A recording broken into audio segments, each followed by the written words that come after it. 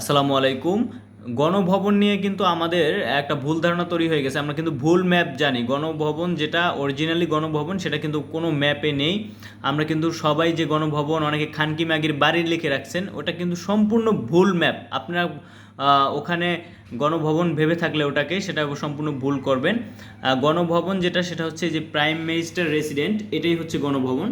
হ্যাঁ, এটা হচ্ছে আমি প্রুভ করব কিভাবে, সেটা হচ্ছে আপনি উইকিপিডিয়ায় যদি গণভবন লিখে সার্চ করেন, উইকিপিডিয়ায় আমরা যদি সার্চ করি গণভবন লিখে, যে আমরা গুগলে সার্চ করি, উইকিপিডিয়ায় যদি আমরা যাই, গেলে আমরা দেখতে পারবো এখানে এই যে স্পষ্ট ম্যাপ দেওয়া আছে।